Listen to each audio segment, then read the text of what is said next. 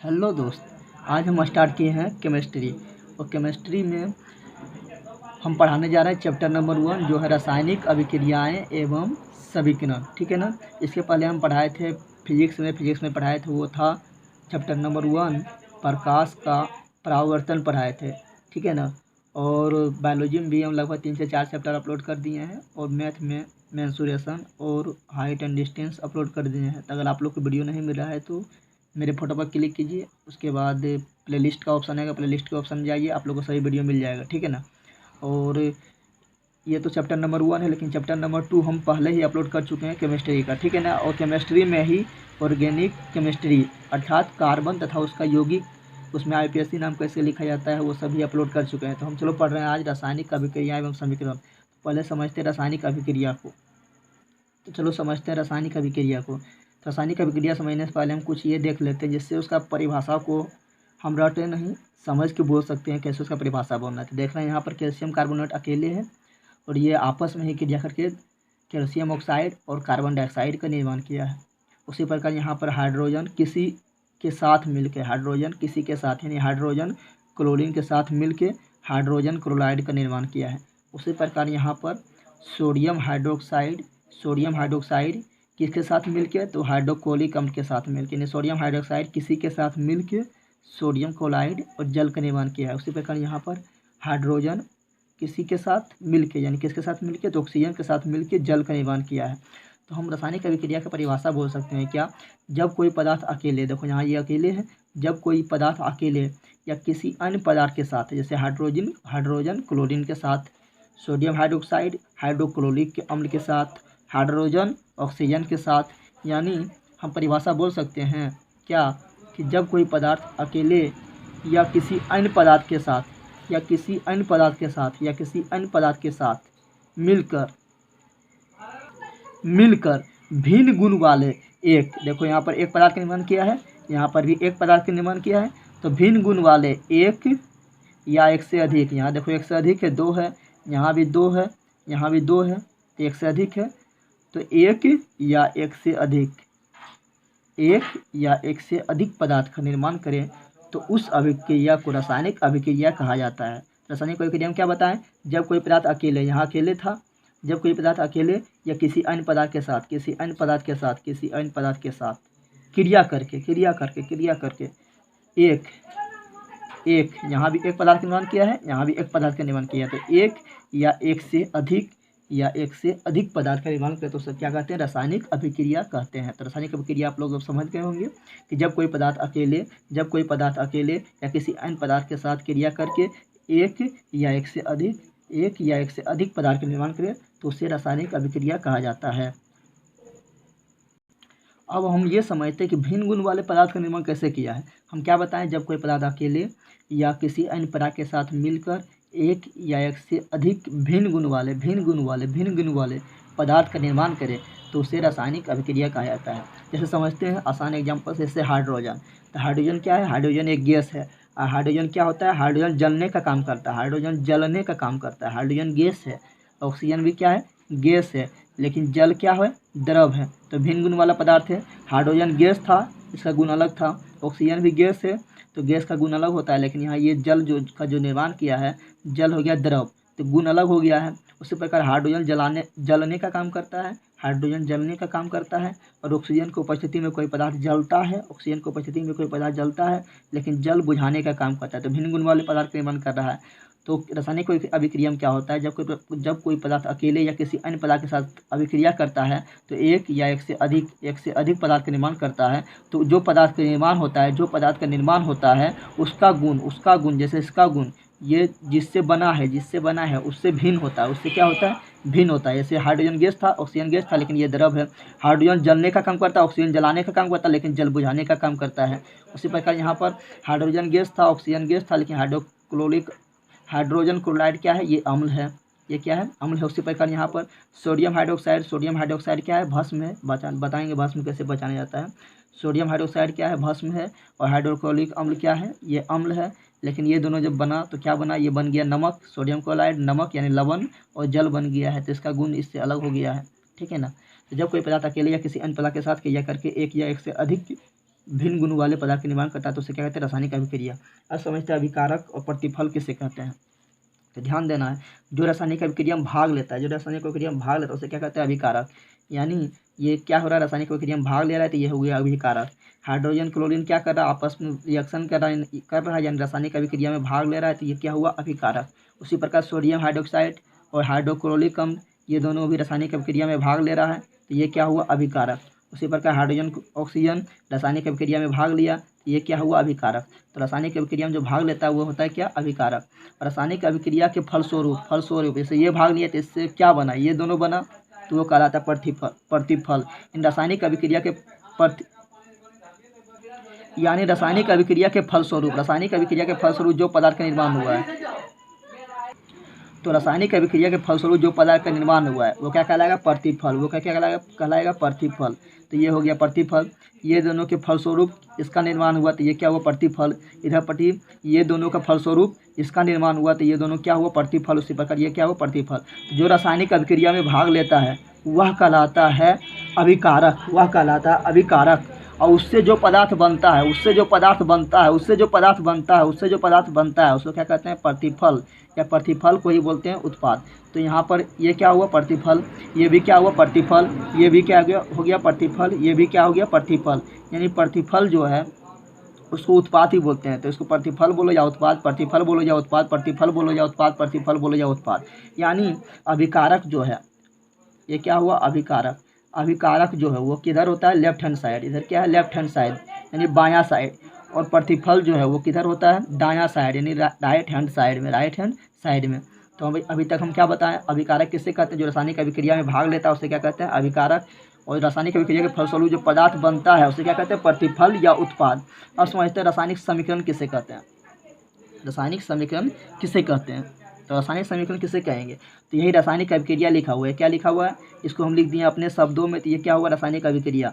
यहाँ हाइड्रोजन का संकेत नहीं लिखे हैं, लिख दिए हिंदी में हाइड्रोजन। क्लोरीन का संकेत नहीं लिखे, लिख दिए क्लोरीन हिंदी में। तो ये क्या है, रासायनिक अभिक्रिया है। क्या है, रासायनिक अभिक्रिया। हाइड्रोजन और क्लोरीन के फलस्वरूप जो पदार्थ का निर्माण हुआ है, जैसे हाइड्रोजन क्लोराइड का निर्माण हुआ तो उसका सूत्र हम नहीं लिखे हैं, लिख दिए हाइड्रोजन क्लोराइड। तो ये क्या हुआ, रासायनिक अभिक्रिया। लेकिन जब इसका संकेत लिखेंगे, सूत्र लिखेंगे तो उसको क्या कहेंगे, रासायनिक समीकरण। जैसे कैल्शियम कार्बोनेट का सूत्र होता है, CaCO3। तो CaCO3 अकेले था और अकेले क्रिया किया है तो क्या बनाया, कैल्शियम ऑक्साइड का सूत्र होता है CaO प्लस का प्लस। और कार्बन डाइऑक्साइड का सूत्र होता है CO2। उसी प्रकार यहाँ पर हाइड्रोजन का सूत्र होगा H2। क्या होगा, H2 यानी हाइड्रोजन का संकेत H2 क्यों, याद रखना है। हाइड्रोजन, क्लोरीन, ऑक्सीजन, नाइट्रोजन ये सब जितना भी गैस है ये प्रकृति में जो है मुक्त अवस्था में नहीं पाया जाता है। जैसे हाइड्रोजन को H2, ऑक्सीजन को O2, नाइट्रोजन को N2, उसी प्रकार क्लोरीन को Cl2। यानी ये मुक्त अवस्था में नहीं रहेगा, हाइड्रोजन अकेला नहीं रह पाएगा, ये हाइड्रोजन के साथ अणु के रूप में रहता है। ठीक है, अणु के रूप में रहता है, यानी एक से दो हाइड्रोजन आपस में क्या होता है, जुड़ जाता है और अणु का निर्माण करता है। ठीक है ना। तो हाइड्रोजन का सूत्र H2, क्लोरीन का सूत्र Cl2। ये दोनों रिएक्शन किया तो क्या बनाया, हाइड्रोजन क्लोराइड, जिसको बोलते हैं हम HCl। ठीक है ना। उसी प्रकार सोडियम हाइड्रोक्साइड का सूत्र क्या होता है, NaOH। किससे रिएक्शन किया, हाइड्रोक्लोरिक अम्ल से रिएक्शन किया, हाइड्रोक्लोरिक अम्ल का सूत्र होता है HCl। क्या बनाया है, सोडियम क्लोराइड NaCl, और क्या बनाया है, जल यानी H2O। उसी प्रकार हाइड्रोजन का सूत्र क्या होगा, हाइड्रोजन का संकेत होगा H2। उसी प्रकार ऑक्सीजन का संकेत क्या होगा, O2।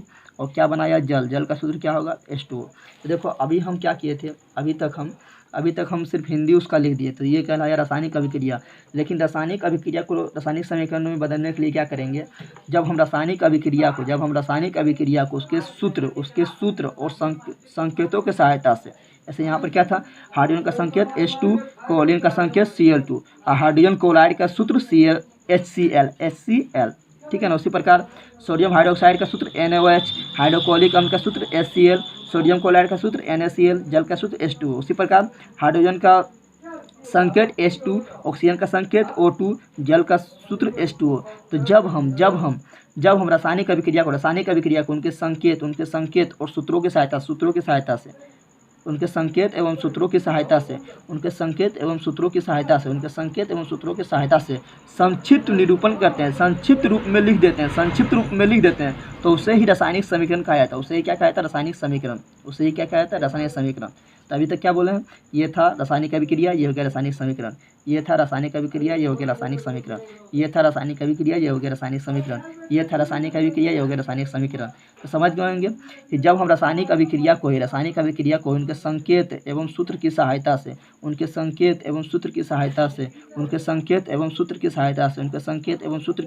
से लिख देते हैं, तो वो संक्षिप्त निरूपण ही यानी वो शॉर्ट कोट रूप ही क्या कहलाता है? रासायनिक समीकरण कहलाता है। रासायनिक समीकरण की परिभाषा आप लोग समझ गए होंगे, ठीक है ना। जैसे हाइड्रोजन लिखे हैं तो लिखने में थोड़ा लंबा टाइम लगा है, ऑक्सीजन लिखा है तो लंबा टाइम लगा है, जल लिखा है तो लंबा टाइम लिखा है, लेकिन हाइड्रोजन की जगह पर हमने H2 लिखे, लिखने में कम टाइम लगा है, संक्षिप्त हो गया है। ऑक्सीजन लिखे तो लंबा टाइम लगा है, लेकिन ऑक्सीजन का शॉर्ट रूप O2 लिख दिए और जल का शॉर्ट रूप H2O लिख दिए, तो ये क्या हुआ? संक्षिप्त निरूपण। क्या हुआ? संक्षिप्त निरूपण।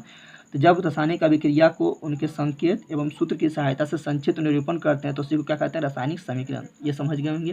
तभी तक पढ़ाए थे रासायनिक अभिक्रिया क्या बताए थे?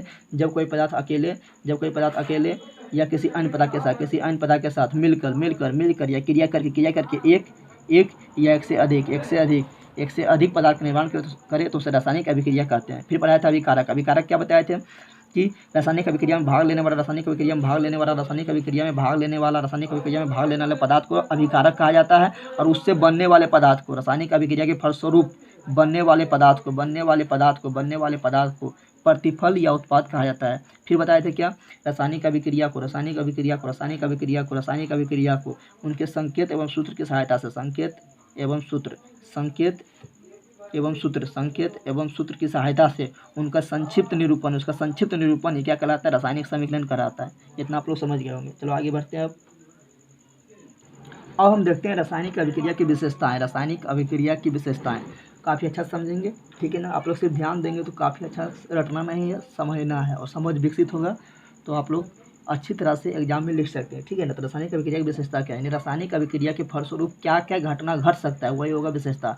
रासायनिक अभिक्रिया होता है तो क्या क्या घटना घटने की संभावना है, वो क्या कहलाता है? रासायनिक अभिक्रिया की विशेषताएं कहलाएगा। जैसे हम बोल सकते हैं कि रासायनिक अभिक्रिया होता है तो क्या होता है? गैस की उत्पत्ति होता है। कैसे होता है वो समझेंगे अभी हम, ठीक है ना। गैस की उत्पत्ति यानी रासायनिक अभिक्रिया के फलस्वरूप जो है गैस उत्पन्न भी हो सकता है। ये नहीं बोल रहे हैं कि होगा ही, मतलब हो सकता है, संभावना है, ठीक है, विशेषता है। दूसरा क्या होता है? रासायनिक अभिक्रिया के फलस्वरूप अवक्षेप का बनना यानी रासायनिक अभिक्रिया के फलस्वरूप अवक्षेप भी बन सकता है, ठीक है ना। अवक्षेप भी बन सकता है। अभी आपका काफ़ी अच्छा तरीका से हम समझेंगे, ठीक है ना। अभी जो विशेषता है वो आप लोग लिखते जाएं, ठीक है, काफ़ी अच्छा तरह समझेंगे। फिर रासायनिक अभिक्रिया के फलस्वरूप जो है रंग में परिवर्तन भी हो सकता है। रासायनिक अभिक्रिया जब होगा तो रंग में परिवर्तन भी हो सकता है, ठीक है ना। फिर रासायनिक अभिक्रिया के फलस्वरूप जो है उसका ताप में परिवर्तन भी हो सकता है, ठीक है ना। और फिर रासायनिक अभिक्रिया के फलस्वरूप जो है अवस्था में परिवर्तन भी हो सकता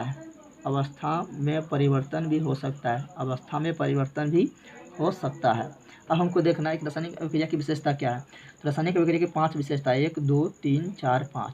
तो रासायनिक अभिक्रिया जब भी होगा तो उससे जो घटना घटेगा उसमें से निश्चित है कि ये 5 घटना में से कोई ना कोई जरूर रहेगा। हो सकता है 2 घटना घट जाए, हो सकता है 3 घटना भी घट जाए, ये 5 में से 3 घटना भी घट जाए, हो सकता है 1 ही घटना घटे, हो सकता है 5 घटना घट जाए। तो रासायनिक अभिक्रिया जब भी होगा तो ये 5 घटना में से कोई ना कोई घटना घटना है, चाहे 1 घटे या 2 घटे या 3 घटे या 4 घटे, कोई ना कोई घटना घटना है। अब समझते हैं रासायनिक अभिक्रिया के फलस्वरूप गैस कैसे उत्पन्न होता है, ठीक है ना। तो हम रासायनिक अभिक्रिया नहीं लिखेंगे, रासायनिक समीकरण हम लिखेंगे, रासायनिक समीकरण से लिख के समझाएंगे, ठीक है ना। फिर क्योंकि ये बताया था रासायनिक अभिक्रिया को हम हिंदी में लिखेंगे, रासायनिक अभिक्रिया को लिखना क्या होता है, थोड़ा बड़ा हो जाता है, तो रासायनिक समीकरण को लिख के समझाएंगे। तो जैसे हम लेते हैं क्या, जैसे आप लोग जानते होंगे एक बाल्टी लिए हैं, ठीक है ना, एक डब्बा लिए हैं, उसमें पानी है, क्या है, पानी है उसमें। तो आप लोग देखे होंगे कि जब आप दीपावली का मौसम आता होगा, दीपावली का जो त्यौहार आता है तो क्या करते हैं, तो हम लोग अपना घर का क्या करते हैं, पुताई करते हैं। तो उसमें क्या डालते हैं, पानी में डाल देते हैं चूना। क्या डालते हैं, चूना। तो हम देखते हैं कि पानी, ये क्या हुआ, ये पानी हो गया है, ये क्या हुआ, पानी हो गया है, और ये क्या हुआ, चूना। क्या हुआ है, चूना। जब पानी और चूना रिएक्शन करता है तो आप लोग देखेंगे बुलबुला छूटने लगता है। क्या छूटता है, बुलबुला छूटने लगता है। बुलबुला क्यों छूटता है, क्योंकि पानी और चूना रिएक्शन करके क्या बना दिया है, कार्बन डाइऑक्साइड बनाता है। क्या बनाता है, कार्बन डाइऑक्साइड गैस बनाता है। क्या बनाता है, कार्बन डाइऑक्साइड गैस बनाता है। वही गैस जब निकलना चाहता है तो बुलबुला फूटता है। क्या होता है, बुलबुला फूटता है। तो हम देखें कि रासायनिक अभिक्रिया के फलस्वरूप क्या होता है, गैस उत्पन्न होता है। क्या होता है, गैस उत्पन्न होता है। ठीक है ना। जैसे पानी और चूना रिएक्शन किया है तो पानी और चूना रिएक्शन किया है तो क्या बनाया, कार्बन डाइऑक्साइड बनाया। क्या बनाया, कार्बन डाइऑक्साइड बनाया है। और कार्बन डाइऑक्साइड बाहर जैसे निकलता तो क्या होता है, बुलबुला फूटता है। बुलबुला फूटता है तो CO2 क्या है, गैस है। कार्बन डाइऑक्साइड क्या है, गैस है। तो गैस का उत्पत्ति होता है। उसी प्रकार हम बोल सकते हैं क्या, कि जैसे यहाँ पर ले लें क्या, जैसे सोडियम है। क्या है, सोडियम है। ये क्या हुआ, सोडियम। और सोडियम के साथ हम रिएक्शन करा रही है हाइड्रोक्लोरिक अम्ल। हाइड्रोक्लोरिक अम्ल ये क्या है, हाइड्रोक्लोरिक अम्ल। हम बोलेंगे बार बार, अगर आप लोग को समझ नहीं आ रहा तो बार बार बोलने पर आप लोग को पता चल जाएगा कि HCl क्या है, तो हाइड्रोक्लोरिक अम्ल। हाइड्रोक्लोरिक अम्ल जब सोडियम हाइड्रोक्लोरिक अम्ल रिएक्शन करेगा तो कैसे रिएक्शन करेगा, सोडियम क्या है, धातु। धातु क्या होता है, प्लस। और यौगिक में जब एक से अधिक पदार्थ होता है तो उसको बोलते हैं यौगिक। तो यहाँ एक पदार्थ दो पदार्थ, तो ये क्या है, यौगिक। तो यौगिक में आगे प्लस पीछे माइनस, आगे प्लस पीछे माइनस। तो सिंपल सी बात बताओ, इस प्लस वाला किसके साथ रिएक्शन करेगा, प्लस वाला जाएगा माइनस के साथ, तो Na जाएगा Cl के साथ, तो हो जाएगा NaCl। बेचारा बच गया हाइड्रोजन अकेला, तो हाइड्रोजन अकेला बच गया, तो हाइड्रोजन को अकेला लिख दो। लेकिन बताए थे कि हाइड्रोजन, ऑक्सीजन, क्लोरीन, नाइट्रोजन ये सब जितना गैस है सब प्रकृति में जो है मुक्त अवस्था में नहीं पाया जाता है। मुक्त अवस्था में सिर्फ वही पाया जाता है जो वर्ग 18 में आएगा। जैसे हो गया helium, neon, argon, krypton, xenon, radon, तो वो सब समझ आ जाएगा धीरे धीरे। ठीक है ना। तो हाइड्रोजन मुक्त अवस्था में नहीं पाएगा, यानी H2 के रूप में पाया जाएगा। तो हाइड्रोजन क्या है बताओ, हाइड्रोजन क्या है, हाइड्रोजन क्या है, गैस है। गैस है, क्या है, गैस है। तो गैस है तो क्या हो जाएगा, ऊपर उठ जाएगा। तो याद रखना, गैस को हम जो ऊपर तीर से दिखाते हैं, क्या तीर से दिखाते हैं, ऊपर के तीर से दिखाते हैं, क्योंकि गैस उड़ता है, ऊपर उड़ता है, इसलिए तीर ऊपर करके दिखाते हैं। यहाँ भी कार्बन डाइऑक्साइड क्या था, गैस था, तो गैस ऊपर उड़ेगा, इसलिए तीर को हम ऊपर किया है। तो यहाँ देखे थे कि सोडियम हाइड्रोक्लोरिक अम्ल जब रिएक्शन किया है तो यहाँ बनाया है नमक, NaCl यानी सोडियम क्लोराइड यानी नमक, और यहाँ बनाया गैस। तो गैस का उत्पत्ति यानी रासायनिक अभिक्रिया जब होता है तो गैस का उत्पन्न होने का भी संभावना होता है। ठीक है। तो जैसे यहाँ भी गैस हुआ, यहाँ भी गैस उत्पन्न हुआ। अब समझते हैं, अवक्षेप का बनना हम बाद में समझेंगे। ठीक है ना। अब समझते हैं हम रंग में परिवर्तन। क्या समझते हैं, रंग में परिवर्तन कैसे होता है, जब रासायनिक अभिक्रिया होता है रंग में परिवर्तन कैसे होता है, ये समझते हैं। तो आप लोग देखे होंगे या आप लोग कभी पान खाए होंगे। क्या खाए होंगे, पान। तो जब आप लोग पानी लिख दिए हैं, जब आप लोग पान खाए होंगे तो पान में क्या होता है, चूना होता है। पान में क्या होता है, चूना होता है, कत्थक होता है। तो चूना भी क्या है, रसायन पदार्थ है, कत्थक भी क्या है, रासायनिक पदार्थ। उसी प्रकार चूना होता है, कत्थक होता है। तो ये सभी जब आपस में रिएक्शन करता है, तो मुँह क्या जाता है, लाल। क्या हो जाता है, तो लाल। तो लाल क्यों हो गया, क्योंकि रंग में परिवर्तन हुआ है। क्यों परिवर्तन हुआ, क्योंकि चूना, कत्थक ये सभी क्या है, आपस में रिएक्शन किया है, यानी अभिक्रिया किया है। तो क्या हो गया है, रंग में परिवर्तन हुआ है, इसलिए क्या हो गया, लाल हो गया। क्या हो गया, लाल हो गया है। तो रंग में परिवर्तन भी होता है, रासायनिक अभिक्रिया के फलस्वरूप क्या होता है, रंग में परिवर्तन भी होता है। ठीक है ना। अब देखते हैं ताप में कैसे परिवर्तन होता है। ताप में परिवर्तन देखने से पहले हम देख लेते हैं पहले अवस्था में परिवर्तन। क्या देखते हैं, अवस्था में परिवर्तन। तो अवस्था में कैसे परिवर्तन होता है, अभी तो बताए थे। H2 हाइड्रोजन, O2 ऑक्सीजन जब रिएक्शन किया है तो क्या बना है, जल। क्या बना है, जल। तो अब H2 क्या है, हाइड्रोजन क्या है, ये क्या है, गैस है। ये क्या है, गैस है। ऑक्सीजन भी क्या है, गैस है। लेकिन H2O क्या है, द्रव है। क्या है, द्रव है। ये क्या है, द्रव है। तो देखो अवस्था में परिवर्तन हो गया। इसका अवस्था क्या था, तो गैसीय अवस्था था। हाइड्रोजन गैसीय अवस्था में था, ऑक्सीजन भी गैसीय अवस्था में था। लेकिन ये जो जल बना है ये क्या है, द्रव अवस्था में। क्या है, द्रव अवस्था में। तो अवस्था में भी परिवर्तन होता है। तो अवस्था में भी परिवर्तन हुआ है। उसी प्रकार हम देख सकते हैं कि H2 हाइड्रोजन क्या है, गैस है। Cl2 यानी क्लोरीन भी क्या है, गैस है, और बन गया HCl। तो HCl जो हाइड्रोक्लोरिक अम्ल, ये हो जाएगा अम्ल। तो अम्ल क्या होता है, द्रव अवस्था में होता है। क्या होता है, द्रव अवस्था में होता है। तो ये गैस था लेकिन बन गया यहाँ द्रव। तो गैसीय अवस्था से द्रव अवस्था में बदल गया। ये दोनों गैसीय अवस्था से द्रव अवस्था में बदल गया है। तो अवस्था में भी परिवर्तन होता है। अब देख लेते हैं ताप में परिवर्तन। तो ताप में परिवर्तन जो होता है वो दो तरह से होता है। ताप में परिवर्तन दो तरह से होता है। एक होता है क्या, कि रासायनिक अभिक्रिया करेंगे तो ताप उसमें बढ़ जाएगा। जो ताप बढ़ेगा तो वो हो जाएगा ऊष्माक्षेपी अभिक्रिया। यानी जब अभिक्रिया के फलस्वरूप अगर ताप बढ़ जाए तो होगा ऊष्माक्षेपी अभिक्रिया। अगर अभिक्रिया के फलस्वरूप ताप में कमी हो जाए यानी ताप घट जाए तो वो होगा ऊष्माशोषी अभिक्रिया। क्या होगा, ऊष्माशोषी अभिक्रिया। जैसे आप लोग बताया था अभी कि दीपावली का मौसम आता है तो आप लोग क्या करते हैं, पानी में चूना डालते हैं। पानी में जैसे चूना डालते हैं पानी क्या होता है, डबकने लगता है। पानी क्या होता है, डबकने लगता है। क्यों, क्योंकि चूना और पानी, चूना का सूत्र क्या होता है, चूना का सूत्र होता है CaCO3 और पानी का H2O। जब ये दोनों आपस में रिएक्शन किया है, चूना और पानी आपस में रिएक्शन किया है तो क्या हुआ, CO2 गैस का निर्माण हुआ है, यानी गैस तो बना ही, साथ में क्या हुआ, उष्मा उत्पन्न हुआ। पानी क्या हुआ, खौलने लगता है, गर्म हो जाता है अपने आप। हम गर्म नहीं किए लेकिन अपने आप क्या होता है, पानी गर्म हो जाता है। क्यों गर्म हो जाता है, क्योंकि उष्मा का उत्पन्न हुआ है, ताप में परिवर्तन हुआ है, ताप में परिवर्तन हुआ है, ताप में परिवर्तन हुआ, यानी रासायनिक अभिक्रिया के फलस्वरूप क्या होता है, ताप में परिवर्तन भी होता है। ताप बढ़ा के घटा तो ताप यहाँ बढ़ जाता है। जब पानी हम चूना डालते हैं तो ताप क्या होता है, बढ़ जाता है। ताप का बढ़ना है क्या कहता है, ऊष्माक्षेपीय अभिक्रिया। नहीं, ऊष्माक्षेपीय अभिक्रिया किसे कहेंगे, तो वैसा अभिक्रिया जिसमें अभिक्रिया के फलस्वरूप ताप में वृद्धि हो जाए, ताप में वृद्धि हो जाए, उससे क्या कहेंगे, ऊष्माक्षेपीय अभिक्रिया। जैसे पानी में चूना डालें तो पानी क्या होता है, खौलने लगता है, यानी दबकने लगता है। क्यों, क्योंकि वहाँ पर ताप में वृद्धि हो गया है, तो ये क्या है, ऊष्माक्षेपीय अभिक्रिया। ऊष्माशोषीय अभिक्रिया का एग्जाम्पल समझते हैं। जैसे पानी लिए हैं, पानी का सूत्र क्या होता है, H2O। क्या होता है, H2O होता है। पानी लिए हैं, उसमें डाल दिए हैं क्या, ग्लूकोज। क्या डाले हैं, ग्लूकोज। तो आप लोग देखेंगे पानी में जैसे ही ग्लूकोज डालते हैं तो पानी जितना ठंडा पहले रहता है उससे ज़्यादा ठंडा हो जाता है। क्यों ठंडा हो जाता है, क्योंकि यहाँ अभिक्रिया हुआ है, तो इसलिए क्या हुआ, ताप में परिवर्तन हुआ है। ताप में क्या हुआ, परिवर्तन हुआ है। अच्छा बताओ, पानी में जब हम ग्लूकोज डालें तो क्या हुआ, ताप बढ़ा के ताप घटा। जितना पहले पानी ठंडा था उससे ज़्यादा ठंडा हो गया, नहीं ताप घटा। तो वैसा अभिक्रिया जिसमें अभिक्रिया के फलस्वरूप ताप में कमी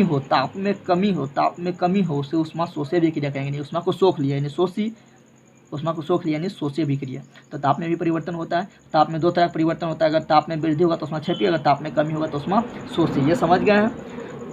अब समझते हैं अवक्षेप का बनना। अवक्षेप मतलब क्या होता है, कोई पदार्थ नीचे बढ़ जाना, ठोस रूप में नीचे बढ़ जाना, ठीक है ना, वो कहलाता है अवक्षेप। क्या कहलाता है, अवक्षेप। जैसे आप लोग पानी में क्या डालते हैं, पानी में हम डालें चीनी। क्या डालें, चीनी। तो चीनी नीचे नहीं बढ़ता है, चीनी क्या होता है, घुल जाता है। जब चीनी घुल जाता है तो वो नीचे नहीं बैठता, वो छोड़ भी देंगे तो वो नीचे नहीं बैठेगा, ठीक है ना। तो यहाँ पे पानी में जब चीनी डालेंगे तो अवक्षेप का निर्माण नहीं होगा। क्यों नहीं होगा, क्योंकि जब पानी में चीनी घुल जाएगा तो कभी चीनी नीचे नहीं बैठ सकता है। उससे प्रकार हम पानी चीनी की शरबत बनाए हैं, उसमें डाल दिए दही। क्या डाल दिए हैं, दही। यानी जो हम बनाए हैं यहाँ पर पानी यानी H2O है, ठीक है ना, और इसमें डाल दिए हैं चीनी। तो ये तो चीनी इसमें बैठेगा नहीं क्योंकि चीनी घुल जाएगा, ठीक है ना। लेकिन इसमें डाल दिए दही। क्या होगी, डाल दिए हैं दही। दही को अगर डालेंगे तो दही को घोलेंगे, लेकिन फिर घोलने के बाद कुछ देरी छोड़ देंगे तो दही फिर क्या होता है, नीचे बढ़ जाता है। क्या होता है, नीचे बढ़ जाता है। तो जो ठोस रूप में नीचे बढ़ जाता है उसी को बोलते हैं अवक्षेप। क्या बोलते हैं, अवक्षेप, यानी अलग हो जाना। तो अवक्षेप क्या किसे बोलेंगे, तो वैसा पदार्थ जो बिलियन जो घुला हुआ पदार्थ है उसको बोलते हैं बिलियन।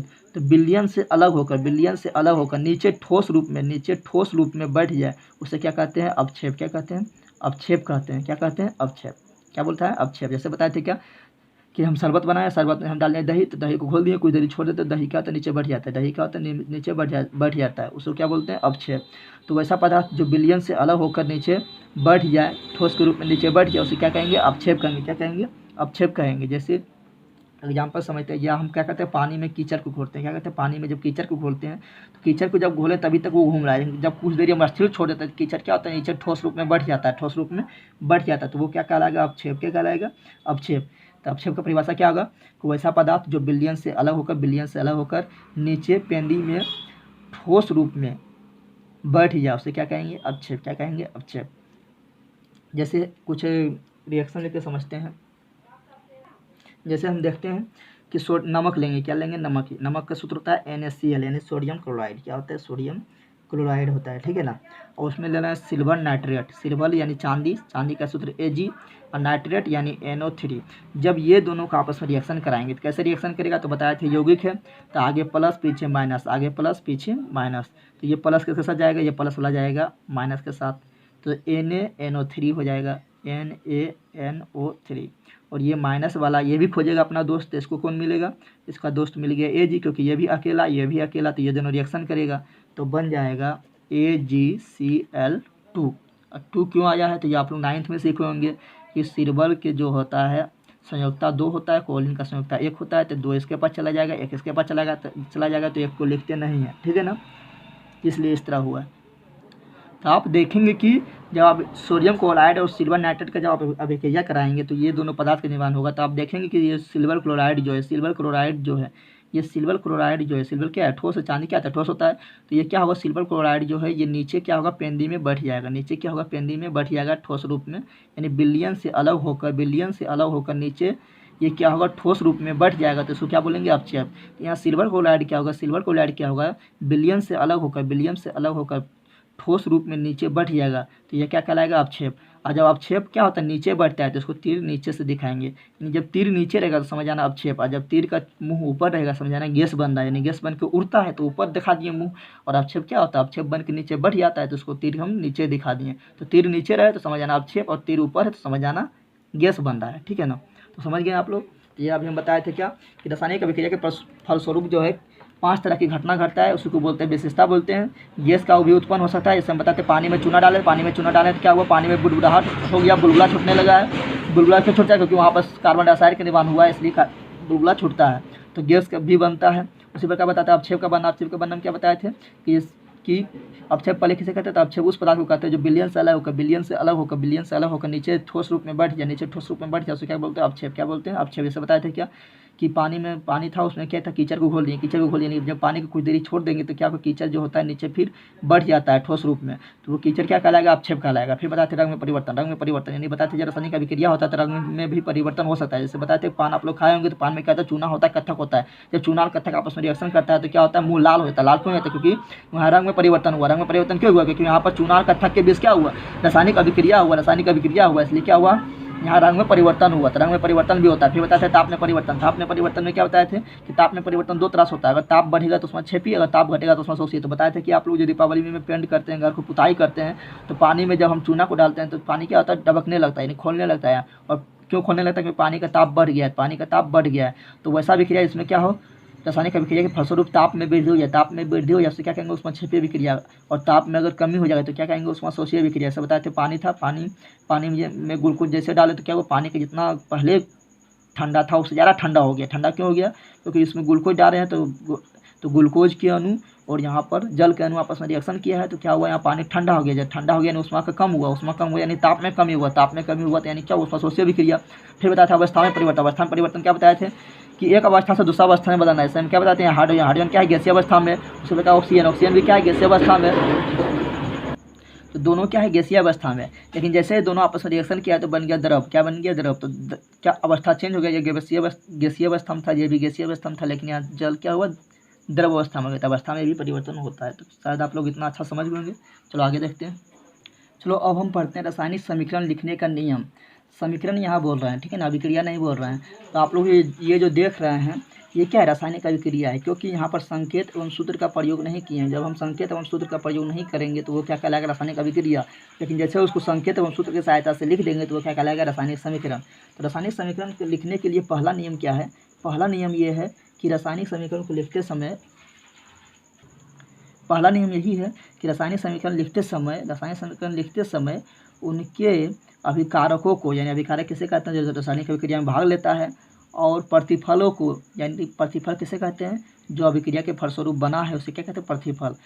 तो अभिकारकों और प्रतिफल को उनके संकेत एवं सूत्र के साथ लिखा जाता है। जैसे इसका संकेत क्या हुआ, NaOH, और हाइड्रोक्लोरिक अम्ल का सूत्र क्या होगा, HCl।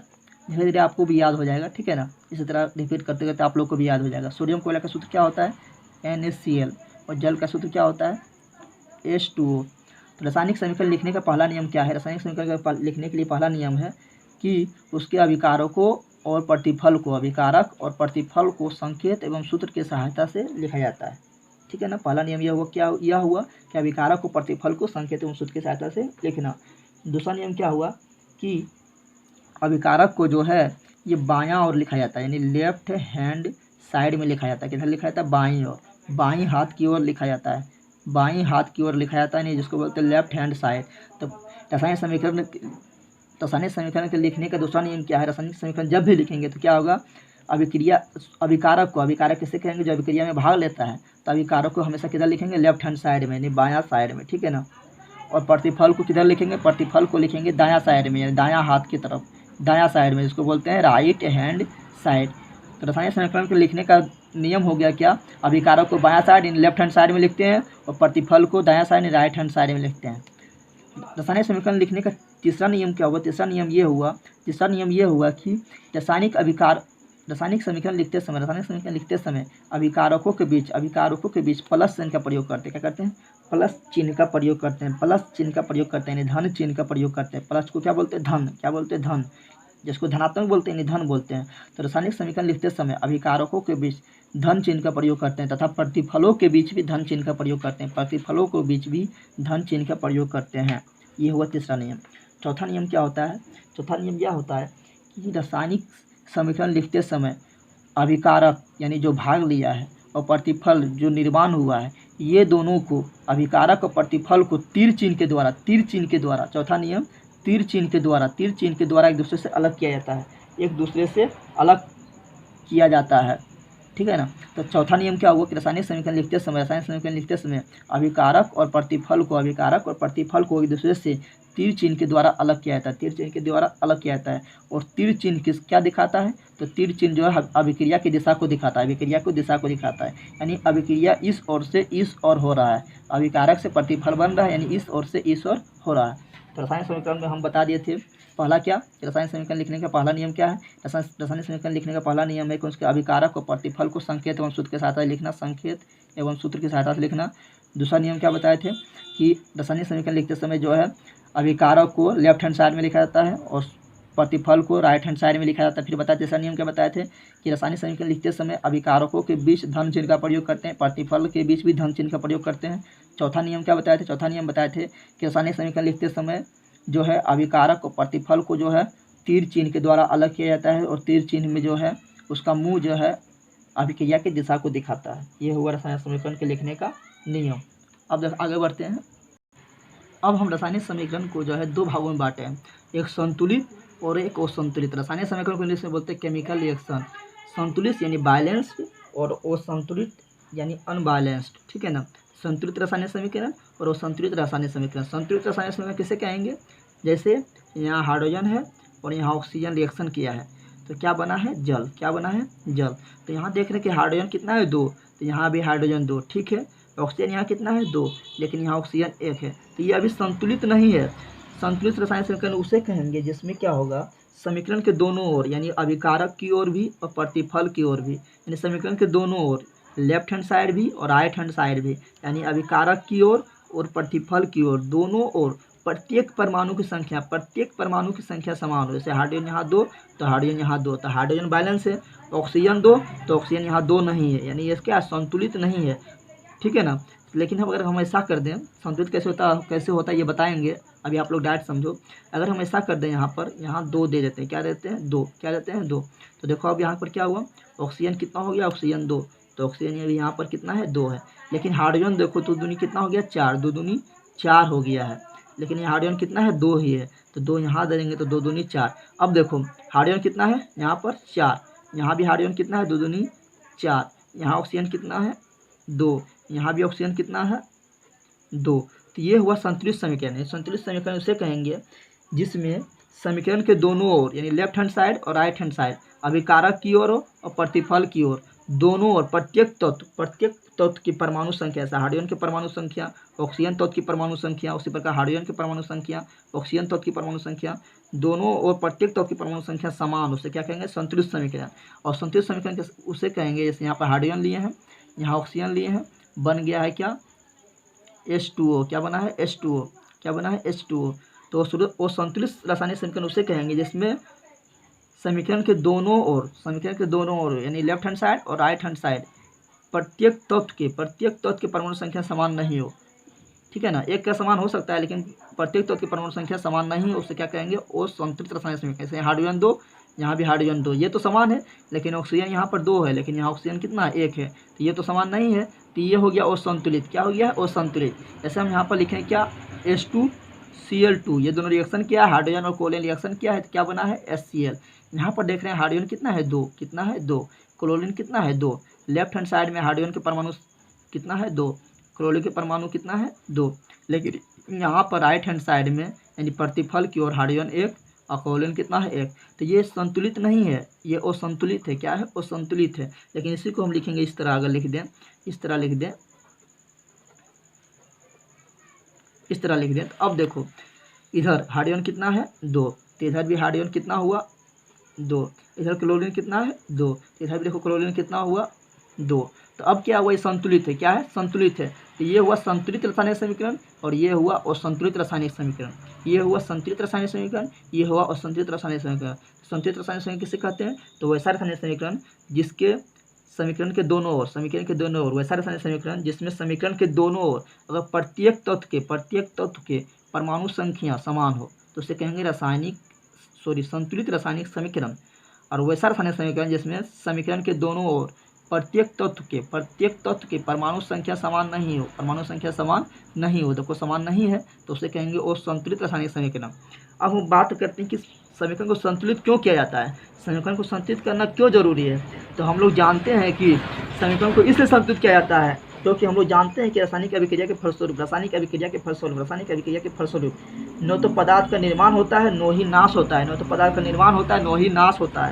पदार्थ का ना तो निर्माण होता है न ही पदार्थ का क्या होता है, नाश होता है। जब न तो निर्माण हुआ है और जब न ही नाश हुआ है तो दोनों साइड बराबर होना चाहिए। यानी जो पदार्थ इधर था वही पदार्थ आपस में चेंज करके अलग पदार्थ बनाया है, लेकिन पदार्थ का न तो निर्माण हुआ है न तो नाश हुआ है। इधर भी देखो हाइड्रोजन परमाणु है तो इधर भी देखो हाइड्रोजन परमाणु है, इधर भी देखो क्लोरीन परमाणु है तो इधर भी देखो क्लोरीन परमाणु है। तो न तो पदार्थ का निर्माण हुआ है न पदार्थ का नाश हुआ है, तो दोनों ओर तो बराबर होना चाहिए। इसलिए हम समीकरण को क्या करते हैं, संतुलित करते हैं। उसी प्रकार यहाँ देखो, इधर देखो हाइड्रोजन परमाणु है, इधर देखो ऑक्सीजन परमाणु है, इधर भी हाइड्रोजन परमाणु, इधर भी ऑक्सीजन परमाणु।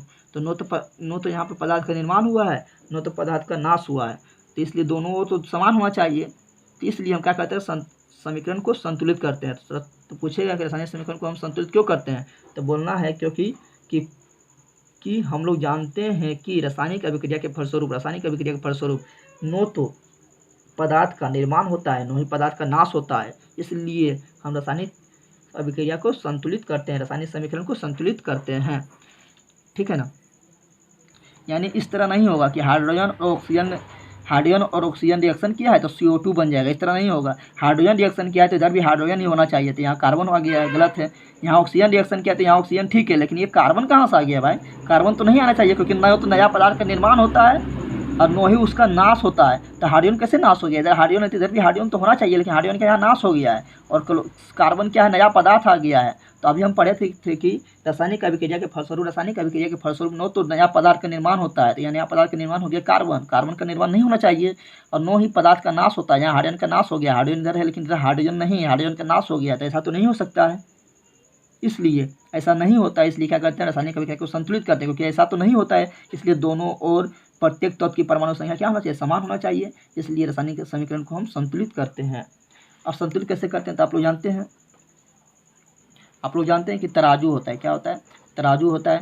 तराजू में कैसे संतुलित करते हैं, जैसे इधर मान लो 5 kg का क्या है, बटखारा है, ठीक है ना, और इधर पट्टी क्या है, चावल हम दे रहे हैं, ठीक है ना। तो चावल यहाँ कितना हुआ, 4 kg, कितना हुआ 4 kg। तो इसको हमको बैलेंस करना है, क्या करना है, बैलेंस करना है, संतुलित करना है। इधर 5 kg है तो इधर ही 5 kg होना चाहिए। तो इसको बैलेंस करने के लिए क्या करेंगे, तो इधर हम कुछ चावल डालेंगे। तो मान लो इधर हम क्या किए, चावल डाल दिए, कुछ चावल डाल दिए हैं। तो इधर हम चावल डाल रहे हैं, क्या डाल रहे हैं, अगर हम इधर 1 kg चावल डाल दें, 1 kg चावल डाल दें तो 4 कितना हो जाएगा, 5 kg। तो इधर भी 5 kg, इधर भी 5 kg, हो गया बैलेंस। अगर ऐसा करते हैं, इधर तराजू इधर तराजू, इधर कितना है 10 kg, कितना है 10 kg है, इधर कितना है 9 kg, ठीक है ना। तो इधर पर क्या है 9 kg चावल है, इधर कितना है 10 kg का बटखारा है, ठीक है ना। और इसको हम संतुलित करना है। संतुलित करने के लिए क्या करेंगे, इधर 9 kg 10 kg, तो बताओ किधर डालेंगे, इधर कम हो रहा है तो इधर कम हो रहा है, तो इधर हम संतुलित करेंगे, इधर हम चावल डालेंगे, ठीक है। तो संतुलित करने क्या किया, इसमें हम कुछ चावल डालें, क्या किए, कुछ चावल डालें। जैसे ही कुछ चावल डाले तो इधर हो गया मान लो 11 kg, कितना हो गया 11 kg। तो अभी भी तो बैलेंस नहीं हुआ, इधर 10 kg इधर 11 kg हो गया, तो अभी भी बैलेंस ये नहीं हुआ है। तब किधर डालेंगे बताओ, अब किधर बढ़ाना पड़ेगा वजन, इधर वजन बढ़ाना पड़ेगा, तब दोनों जाके बैलेंस होगा। तब मान लो अगर हम 1 kg का बटखरा इधर और डाल दिए तो क्या होगा, दोनों बराबर हो गया, 10 और 1 कितना हो गया 11, इधर भी क्या हो गया 11। इसी प्रकार हम बैलेंस करते हैं, समझते हैं कि कैसे बैलेंस करते हैं। तो बैलेंस कैसे किया जाता है, जैसे हम लिए हैं पहला समीकरण लेते हैं, हाइड्रोजन और ऑक्सीजन ये दोनों आपस में रिएक्शन करता है, तो हम लोग जानते हैं कि जल बनाता है, क्या बनाता है, जल बनाता है। तो चलो बैलेंस करते हैं। पहले देख लेते हैं कौन कौन बैलेंस है। देखो यहाँ हाइड्रोजन 2 है, यहाँ भी हाइड्रोजन 2 है। हाइड्रोजन तो ठीक है, हाइड्रोजन का भी बैलेंस करने का कोई ज़रूरत नहीं है। अब देखते हैं यहाँ ऑक्सीजन 2 है, लेकिन ऑक्सीजन यहाँ पर 1 है। ऑक्सीजन कितना है, 1 है। तो ऑक्सीजन को बैलेंस करना है, तो याद रखना ऑक्सीजन को बैलेंस करना है, याद रखना कि यहाँ पर 2 नहीं देंगे। याद रखना बैलेंस करते समय कभी भी नीचे नहीं लिखा जाता है, कभी भी नीचे नहीं लिखा जाता। जब भी बैलेंस करना है तो कहाँ लिखा जाता है, सामने। कहाँ लिखा जाता है, सामने लिखा जाता है, ठीक है ना, उस यौगिक के सामने लिखा जाता है। तो देखो यहाँ हाइड्रोजन 2 है, यहाँ हाइड्रोजन 2 है। हाइड्रोजन तो अभी ठीक है, हाइड्रोजन का ही बैलेंस करने की कोई ज़रूरत नहीं है। लेकिन ऑक्सीजन यहाँ पर 2 है, ऑक्सीजन यहाँ पर कितना अकेला है, तो ऑक्सीजन को 2 बनाने के लिए क्या करेंगे, यहाँ डाल देंगे 2, यहाँ क्या डाल देंगे 2, तो ऑक्सीजन कितना हो गया 2, ऑक्सीजन कितना हो गया 2, और यहाँ भी ऑक्सीजन कितना है 2, तो ऑक्सीजन हो गया बैलेंस। लेकिन हाइड्रोजन बिगड़ गया, हाइड्रोजन क्या हुआ, बिगड़ गया है। यहाँ हाइड्रोजन कितना हो गया 4 हो गया है, और यहाँ पर हाइड्रोजन कितना है 2 ही है, तो हाइड्रोजन बिगड़ गया। यहाँ हाइड्रोजन 2, यहाँ हाइड्रोजन 2 दूनी 4, हाइड्रोजन हो गया 4, यहाँ हाइड्रोजन 2, तो हाइड्रोजन बिगड़ गया है। तो हाइड्रोजन को आप पकड़ के ठीक करते हैं, तो हाइड्रोजन 2 है तो इसको हमको 4 करना है, तो 4 करने क्या करेंगे, यहाँ 2 डाल देंगे, तो 2 दूनी 4। अब इधर पे हाइड्रोजन 4, और यहाँ भी हाइड्रोजन कितना हो गया 2 दूनी 4। ऑक्सीजन यहाँ पर 2, ऑक्सीजन भी यहाँ पर कितना हो गया, ऑक्सीजन यहाँ कितना है 2। समझ गए। अब लेते हैं अगला, ऐसे लेते हैं अगला लिए हम, मान लो H2 + Cl2, जब ये दोनों रिएक्शन किया है तो क्या बना है, हाइड्रोक्लोरिक अम्ल HCl बना है। तो यहाँ देख रहे हैं हाइड्रोजन कितना है 2, यहाँ हाइड्रोजन 1 है, यहाँ क्लोरीन कितना है 2, यहाँ क्लोरीन 1 है, तो ये तो बैलेंस तो नहीं है। तो क्या करेंगे, बैलेंस करने के लिए आगे क्या डाल देंगे 2, क्या डाल देंगे 2। इसका मतलब क्या हुआ कि हाइड्रोजन भी 2 हो गया और क्लोरीन भी 2 हो गया, ठीक है ना, हाइड्रोजन भी 2 हो गया और क्लोरीन भी 2 हो गया। तो आगे डालने पर जितना भी उसके पीछे रहता है सब उतना बढ़ जाता है, ठीक है ना। तो हाइड्रोजन भी 2 हो गया, क्लोरीन भी 2 हो गया, तो हाइड्रोजन यहाँ पर 2, तो यहाँ भी हाइड्रोजन 2, यहाँ क्लोरीन 2, तो यहाँ भी क्लोरीन 2, तो ये क्या हो गया, बैलेंस हो गया। क्या हो गया, बैलेंस हो गया। आगे सीखते हैं बैलेंस करने धीरे धीरे। और हाँ, आप लोग नोट्स बनाते रहें, जैसे हम रासायनिक अभिक्रिया की परिभाषा बताए हैं तो उसका नोट्स बनाएं, और जो एग्जाम्पल लिख के हम समझाते हैं वो लिख लें। फिर रासायनिक समीकरण अभिकारक का हम परिभाषा बताएं तो अभिकारक का परिभाषा लिख लें, और कौन अभिकारक हम इधर बताए थे, कौन प्रतिफल इधर बताए थे, तो वो भी लिख लें उस तरह करके, ठीक है ना। फिर रासायनिक समीकरण का परिभाषा बताएं तो वो लिखें, उसके बाद कैसे हम बताए थे संकेत और सूत्र की सहायता से लिख कर वो लिख लें। फिर बताए थे संतुलित समीकरण किसे कहते हैं, वो संतुलित समीकरण किसे कहते हैं, इसका परिभाषा हम बोल देते हैं, लिखते नहीं है तो वो जरूर लिखें आप लोग, ठीक है ना। हम यहाँ सिर्फ समझाने का कोशिश करते हैं कि आप लोग समझें अच्छा से अच्छा, ठीक है ना। अब देखते हैं अगला लेते हैं। जैसे अगला लिए हैं हम, क्या अगला लिए हैं, इधर नाइट्रोजन लिए हैं, क्या लिए हैं, नाइट्रोजन और हाइड्रोजन को आपस में रिएक्शन करा रही हैं। जैसे ही नाइट्रोजन और हाइड्रोजन को रिएक्शन कराएंगे तो क्या बनेगा, अमोनिया। क्या बनेगा, अमोनिया। अमोनिया सूत्र होता है NH3, ये हो गया है अमोनिया। क्या हुआ है, अमोनिया। ये क्या हुआ है, N for nitrogen, H for hydrogen. तो ये नाइट्रोजन हाइड्रोजन जैसे रिएक्शन किया था क्या बना है, अमोनिया। तो अब देखते हैं ये बैलेंस है, तो यहाँ नाइट्रोजन 2, यहाँ नाइट्रोजन 1, ये तो बैलेंस नहीं है। हाइड्रोजन बैलेंस है, हाइड्रोजन यहाँ 2, हाइड्रोजन यहाँ 3, हाइड्रोजन भी बैलेंस नहीं है। तो देखो देखो अब हम बैलेंस करते हैं। देखो यहाँ नाइट्रोजन कितना है 2, कितना है नाइट्रोजन 2, यहाँ नाइट्रोजन कितना है 1।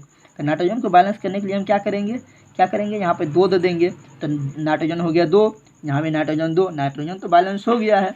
लेकिन हाइड्रोजन देखो, हाइड्रोजन यहाँ पर 3 और यहाँ पर 2, तो 3 दूनी कितना 6, बताए थे 2 आगे पढ़ने पर आगे जो पढ़ता है वो सबका होता है। नाइट्रोजन बढ़ा तो हाइड्रोजन भी बढ़ा, तो हाइड्रोजन पहले 3 था लेकिन अब 3 दूनी कितना हो गया 6। लेकिन हाइड्रोजन यहाँ कितना है 2, हाइड्रोजन कितना है 2, हाइड्रोजन कितना है 2। इसको हम 6 कर सकते हैं, फिर कम इधर हो रहा है, जिधर कम होगा उधर बैलेंस करेंगे। इधर तो 6 हाइड्रोजन हो गया, तो इधर कम हो रहा है तो इधर बैलेंस करो, तो इसको हम 6 करने के लिए क्या करेंगे, यहाँ 3 डालेंगे, तो 3 दूनी 6, तो हो गया बैलेंस। नाइट्रोजन 2, नाइट्रोजन 2, हाइड्रोजन 3 दूनी 6, तो हाइड्रोजन 3 दूनी 6, तो हाइड्रोजन भी हो गया है 6, तो ये बैलेंस हो गया है। चलो और एग्जाम्पल लेते हैं। जैसे अगला एग्जाम्पल ले रहे हैं, Mg यानी मैग्नीशियम को रिएक्शन करा रहे हैं हम हाइड्रोक्लोरिक अम्ल से, हाइड्रोक्लोरिक अम्ल से। देखो रिएक्शन कैसे करेगा, तो मैग्नीशियम क्या है, धातु होता है प्लस, आगे प्लस पीछे माइनस, तो ये प्लस वाला जाएगा माइनस के साथ, तो Mg चल जाएगा Cl के साथ, तो हो जाएगा MgCl2।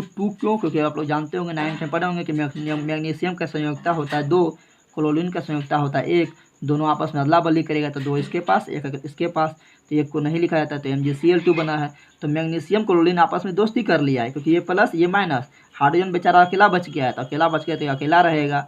लेकिन अकेला कैसा रहता है, तो अकेला रहता है ये मुक्त अवस्था में नहीं रहता है, ये क्या रहता है H2 के साथ रहता है, वो 2 के साथ रहेगा, Cl2 के साथ रहेगा, उसी प्रकार ये भी 2 के साथ रहता है, ठीक है ना। तो ये अकेला रह गया, और ये क्या है गैस है, तो गैस को हम ऐसे दिखा देंगे। चलो पहले इसको बैलेंस करते हैं। यहाँ मैग्नीशियम कितना है 1, तो यहाँ भी मैग्नीशियम कितना है 1, ठीक है। यहाँ हाइड्रोजन कितना है 1, यहाँ हाइड्रोजन कितना है 2, हाइड्रोजन बिगड़ गया है, हाइड्रोजन को बैलेंस करना है।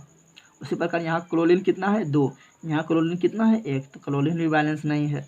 चलो बैलेंस करते हैं। मैग्नीशियम पहले ठीक है, मैग्नीशियम यहाँ 1, मैग्नीशियम यहाँ 1, मैग्नीशियम तो ठीक है।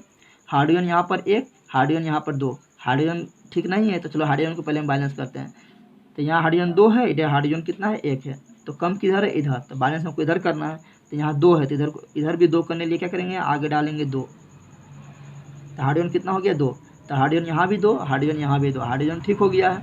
अब क्लोरीन कितना हो गया, आप देखो क्लोरीन हो गया 2, तो क्लोरीन यहाँ देखो खुद अपने आप 2 है, यानी क्लोरीन अपने आप संतुलित हो गया है। जैसे हम हाइड्रोजन को 2 किए हैं तो वैसे ही क्लोरीन अपने आप 2 हो गया है। अब क्लोरीन इधर 2 है, यानी देखते होगे कि किसी को एक स्टूडेंट को मार पड़ता होगा तो दूसरा स्टूडेंट अपने बदमाशी करना छोड़ देता है। उसी प्रकार जैसे स्टूडेंट को मार लगा तो क्लोरीन अपने आप क्या होगा, संतुलित हो गया है।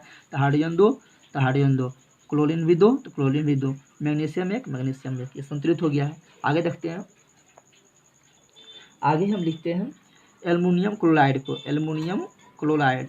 यहाँ 3 को, क्योंकि इसका संयुक्ता 3 होगा, इसका संयुक्ता 1 होगा, तो आपस में अदला बदली कर लेगा एल्युमिनियम क्लोराइड। उसी प्रकार एल्युमिनियम क्लोराइड को जब रिएक्शन कराते हैं कैल्शियम हाइड्रोक्साइड से, कैल्शियम हाइड्रोक्साइड को, यहाँ पर 2 क्यों, क्योंकि कैल्शियम का संयुक्ता 2 होता है। कैल्शियम का संयुक्ता कितना होता है, 2, इसका कितना होगा 1, दोनों आपस में अदला बदली कर लेगा, तो 2 इधर 1 इधर। अब ये दोनों रिएक्शन करेगा, तो हम बताते क्या, आगे प्लस पीछे माइनस, आगे प्लस पीछे माइनस।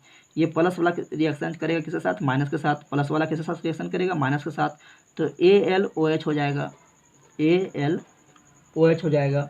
अब यहाँ OH के साथ होगा यहाँ पर 3 क्यों, क्योंकि एल्युमिनियम का संयुक्ता होता है 3, हाइड्रोक्साइड का संयुक्ता होता है 1, क्या होता है 1 होता है, तो 1 इधर जाएगा 3 इधर जाएगा, तो यहाँ 3 हो गया है। तो एल्युमिनियम और ये दोनों दोस्ती कर लिया है, तब बचा ये दोनों दोस्ती करने, तो ये प्लस और ये माइनस, ये दोनों भी दोस्ती करेगा, तो यहाँ CaCl2, तो यहाँ लिख देंगे CaCl2। इस तरह आप लोग नहीं लिख देना, Cl को आगे लिख देना और CO के पीछे, इस तरह नहीं लिखना, क्योंकि हम बताए थे कि आगे रहता है प्लस वाला, आगे क्या रहता है प्लस वाला, तो प्लस कौन है, कैल्शियम है प्लस, तो इसलिए कैल्शियम को आगे लिखे हैं, और क्लोरीन माइनस है तो क्लोरीन को पीछे लिखे हैं, ठीक है ना। अच्छा 2 क्यों, क्योंकि कैल्शियम का संयुक्ता होता है 2 का, क्लोरीन का संयुक्ता है 1, तो अदला बदली कर लिया है।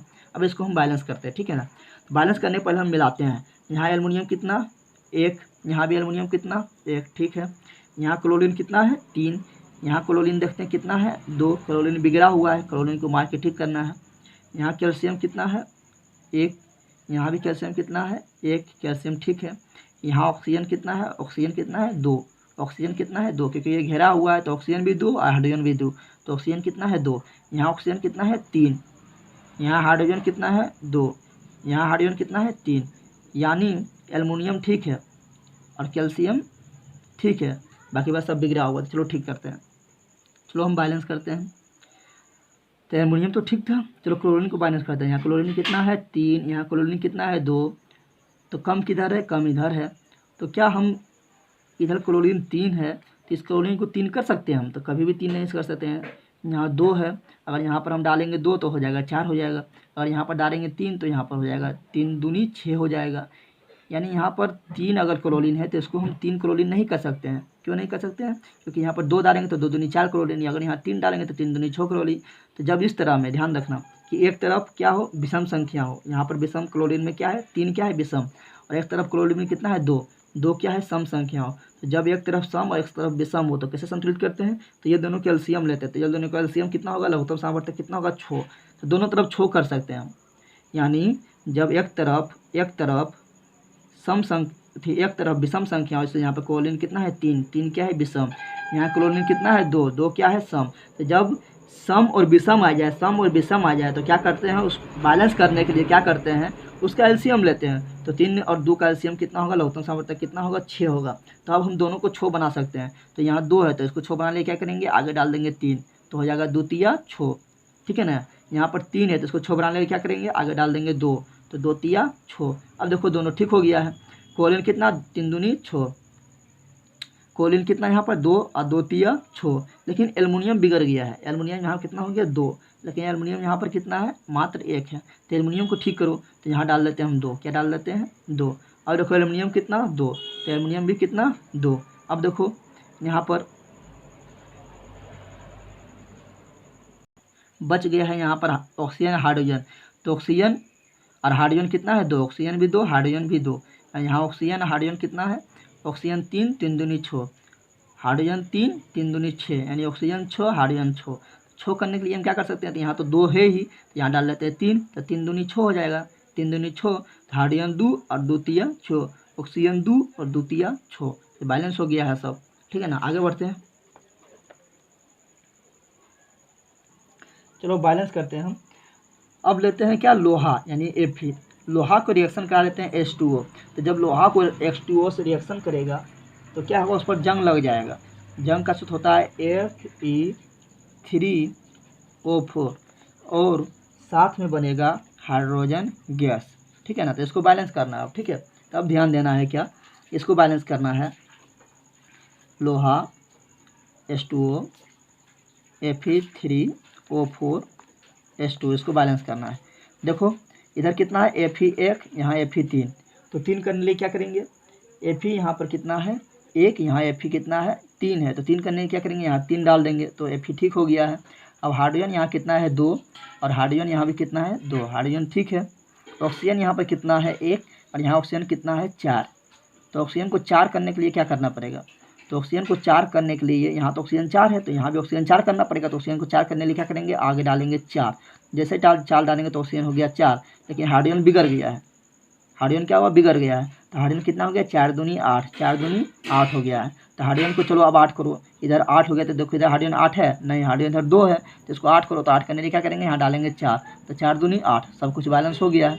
हाइड्रोजन कितना हो गया 8, हाइड्रोजन कितना हो गया 8, ऑक्सीजन कितना हो गया 4, ऑक्सीजन कितना हो गया 4, Fe कितना है 3, Fe कितना है 3, बैलेंस हो गया है। तो सिंपल है बैलेंस करना, ठीक है ना। अगला लेते हैं, अगला हम बैलेंस कर देते हैं। ऐसे मान लो KClO3 potassium chloride, potassium chloride K यानी पोटेशियम और Cl यानी क्लोराइड, ClO3 यानी क्लोराइड, ठीक है ना। पोटेशियम क्लोराइड जब स्वयं अभिक्रिया करता है, स्वयं क्रिया करता है तो क्या बनाता है, पोटेशियम क्लोराइड बनाता है और बनाता है ऑक्सीजन गैस, ठीक है ना। गैस है तो उड़ जाएगा, ठीक है। अब इसको बैलेंस करना है। तो देखो यहाँ पोटेशियम कितना है 1, यहाँ पोटेशियम कितना है 1, ठीक है। यहाँ क्लोरीन कितना है 1, यहाँ क्लोरीन कितना है 1, ठीक है। यहाँ ऑक्सीजन कितना है 3, यहाँ ऑक्सीजन कितना है 2। देखो फिर ये क्या हो गया विषम और ये क्या हो गया सम। तो विषम और सम को ठीक करने के लिए क्या करते हैं, दोनों कैल्शियम लेंगे, कितना होगा 6, तो दोनों को हम 6 कर सकते हैं। तो ऑक्सीजन यहाँ कितना है 2, इसको 6 करने के लिए क्या करेंगे, यहाँ डालेंगे 3, तो 3 दूनी 6। यहाँ ऑक्सीजन कितना है 3, इसको 6 करने के लिए क्या करेंगे, तो आगे डाल देंगे 2, तो 2 तो ये कितना हो गया 6, ऑक्सीजन कितना हो गया 6, तो ऑक्सीजन ठीक हो गया है। लेकिन क्लोरीन अब पोटेशियम और क्लोरीन बिगड़ गया है, पोटेशियम और क्लोरीन बिगड़ गया है। पोटेशियम यहाँ 2 हो गया, क्लोरीन 2 हो गया, यहाँ पोटेशियम 1 क्लोरीन 1, चलो इसको 2 करने के लिए क्या करेंगे, यहाँ 2 डाल देंगे, पोटेशियम 2 हो गया, पोटेशियम 2, क्लोरीन भी 2, तो क्लोरीन भी 2, ठीक हो गया, बैलेंस हो गया है। चलो अगला देखते हैं, चलो अगला रिएक्शन अब बैलेंस करता है। ऐसे एल्युमिनियम का रिएक्शन करा रहे हैं हम सल्फ्यूरिक अम्ल से, H2SO4 को बोलते हैं सल्फ्यूरिक अम्ल, H2SO4 को बोलते हैं सल्फ्यूरिक अम्ल, रिएक्शन करा रहे हैं तो क्या होगा ये देखना है, ठीक है ना। तो देखो एल्युमिनियम क्या है, धातु है, धातु प्लस, फिर ये क्या है यौगिक है, तो ये प्लस आगे प्लस पीछे माइनस, आगे प्लस पीछे माइनस। अब ये प्लस वाला तुरंत जाएगा माइनस के पास दौड़ के, ये बोलेगा हम दोनों दोस्त, ये दोनों दोस्ती कर लेगा, तो एल्युमिनियम सल्फेट, यहाँ हो जाएगा एल्युमिनियम सल्फेट। अब इसका संयुक्ता होता है 3, कितना होता है 3, इसका संयुक्ता होता है 2, तो 2 इधर आ जाएगा 3 इधर आ जाएगा, तो 3 इधर आएगा तो 3 घेर के और इधर 2 आ जाएगा तो 2 दे दिए हैं। अब ये दोनों तो दोस्ती कर लिया, एल्युमिनियम और सल्फेट दोस्ती कर लिया, बच गया बेचारा हाइड्रोजन अकेला, तो हाइड्रोजन अकेला बच गया, तो हाइड्रोजन अकेला रहेगा और ये गैस है तो उड़ेगा, ठीक है ना। अब इसको बैलेंस करते हैं, चलो इसको पहले सफा लिख लेते हैं। Al H2SO4 जब रिएक्शन किया है तो क्या बना है, Al2SO4 के होर 3 प्लस H2, ठीक है ना। अब इसको रिएक्शन अब बैलेंस करते हैं, ठीक है। बैलेंस करने के लिए क्या करेंगे, तो बैलेंस करने के लिए कुछ नहीं करना है। देखो यहाँ एल्युमिनियम 1 है, यहाँ एल्युमिनियम 2 है, तो एल्युमिनियम को 2 करो तो यहाँ डाल देंगे 2, एल्युमिनियम ठीक हो गया है। यहाँ हाइड्रोजन 2 है और इधर हाइड्रोजन 2 है, हाइड्रोजन भी ठीक है। यहाँ सल्फेट देखो, सल्फर कितना है, सल्फर कितना है, तो यहाँ सल्फर 1 है, यहाँ सल्फर कितना है 3 है, यहाँ ऑक्सीजन कितना है 4 है, यहाँ ऑक्सीजन 4 और 4 तिया कितना है 12 है, कितना है 12 है। दिक्कत हो गया है, एल्युमिनियम ठीक हो गया है, हाइड्रोजन 2 है, हाइड्रोजन 2 हाइड्रोजन ठीक है। यहाँ सल्फर कितना है 3, यहाँ सल्फर कितना अकेला, तो सल्फर को यहाँ 3 है, ये सल्फर को करना है 3, 3 करने लिए क्या करेंगे, यहाँ आगे डाल देंगे 3, क्या डाल देंगे 3, तो अब हो गया सल्फर 3, सल्फर 3। ऑक्सीजन देखो, ऑक्सीजन 4 और 4 तिया 12, तो यहाँ भी ऑक्सीजन 4 और 4 तिया 12, ऑक्सीजन अपने आप 12 हो गया है। लेकिन हाइड्रोजन बिगड़ गया है, हाइड्रोजन पहले यहाँ पर 2 था लेकिन अब कितना हो गया, हाइड्रोजन यहाँ पहले 2 था लेकिन अब हो गया 6, और यहाँ हाइड्रोजन 2 ही इधर कम हो गया है, तो इसको चलो छो करो, यहाँ छो हाइड्रोजन तो इसको भी छो करेंगे, तो क्या करेंगे यहाँ 3 डालना पड़ेगा, तो 3 दूनी 6, इस प्रकार बैलेंस हो गया है। तो अभी तक हम जितना आप लोग को बताए हैं लगभग 6-7 समीकरण को बताए हैं बैलेंस कैसे किया जाता है, तो आप लोग उसको फिर प्रैक्टिस करें, अपने खुद प्रैक्टिस करें, ये हम बता दिए, वीडियो देखने के बाद खुद प्रैक्टिस करें और अपने आप बैलेंस करें, तो आप लोग को कोई भी समीकरण रहेगा तो आप लोग बैलेंस कर सकते हैं खुद, ठीक है ना।